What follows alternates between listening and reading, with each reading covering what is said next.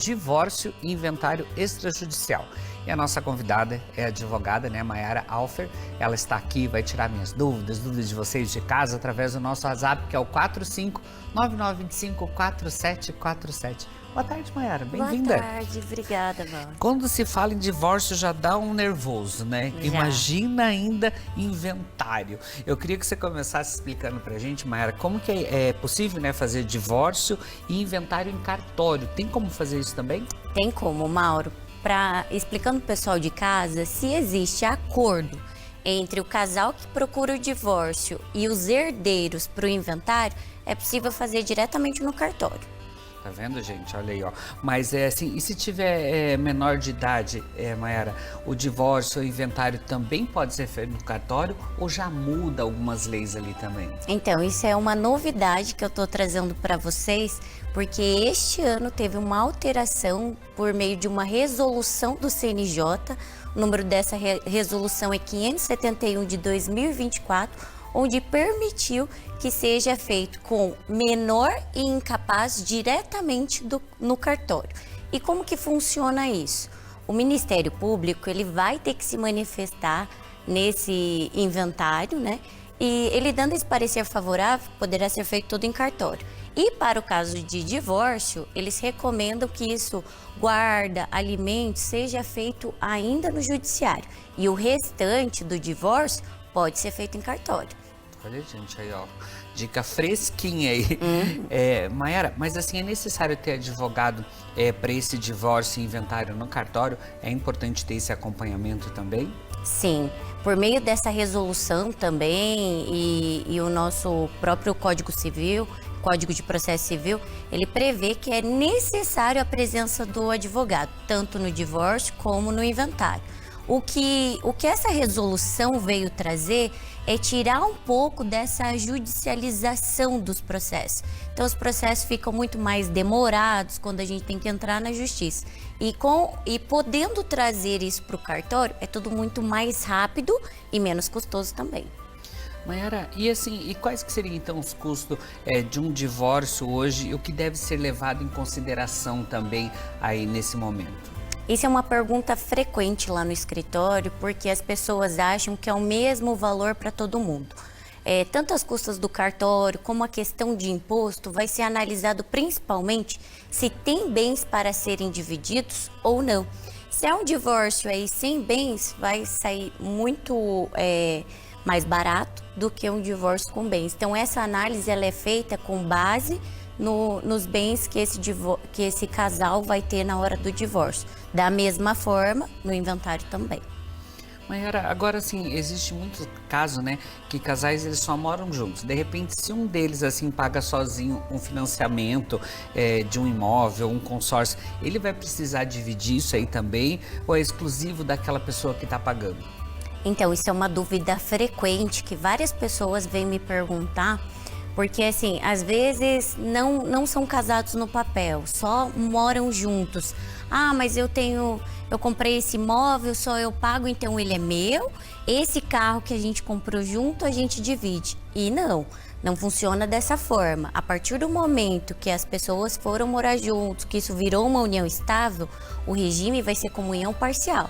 Então, tudo aquilo que eles adquiriram juntos é metade para cada um, mesmo que não tenha realizado o casamento ou feito uma escritura. Essa união de fato, ela é reconhecida. Mesmo, tipo assim, se a pessoa foi morar na casa já, tipo assim, aquela casa também entra no caso de uma separação? Não. Se foi adquirido anteriormente, digamos que ela está quitada, ela não vai comunicar. Agora, se eu financiei esse imóvel e eu estou com outra pessoa nesse imóvel financiado, o que a outra parte pode cobrar é as parcelas que foram pagas juntas. É por isso que é importante sempre estar conversando antes para entender sobre isso, né? E no caso do inventário, né?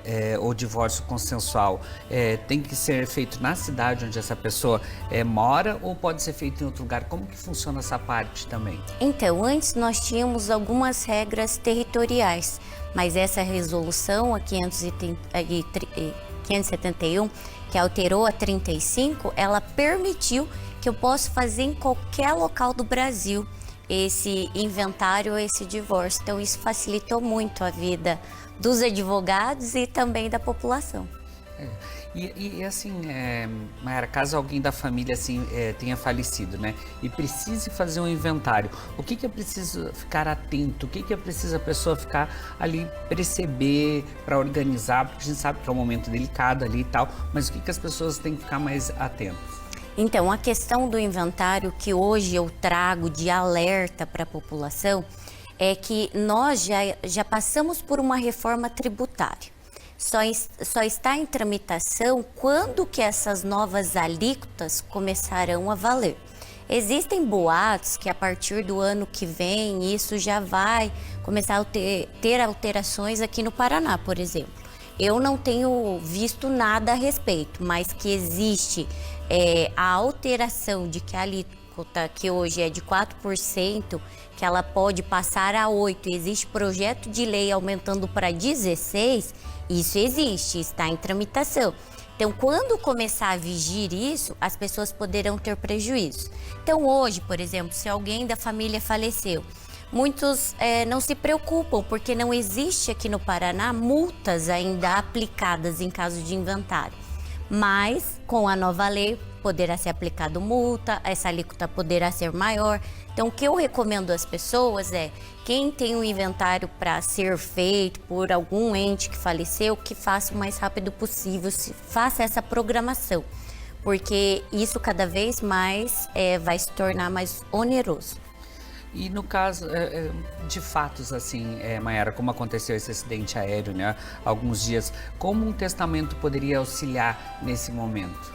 Então, foi um fato assim muito triste para muitas famílias, mas aonde que o testamento seria uma coisa bacana? Porque ali a gente viu fatos, por exemplo, que estavam os pais e os filhos pequenos ficaram em casa.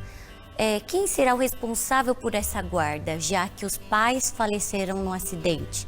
Então, é os avós paternos, é os avós maternos, e isso já poderia ser colocado em testamento. Da mesma forma, quem vai gerir esse patrimônio dos menores? Outra situação foi uma moça jovem que faleceu e ela que sustenta... Esse trâmite de inventário ou extrajudicial, você pode trabalhar com isso daí ou não? Também já é possível autorizar a venda de algum dos imóveis, porque vai existir o consenso ali das partes, precisamos nos desfazer desse imóvel para quitar as custas do inventário, fazer a divisão dos demais imóveis, então também vai ser possível fazer isso dentro do extrajudicial. E se a gente fizer um comparativo entre o judiciário e o extra, hoje um inventário, mesmo que consensual e rápido no judiciário, está demorando por volta de 1 ano. Então, o extrajudicial veio para facilitar e se tornar muito mais rápido.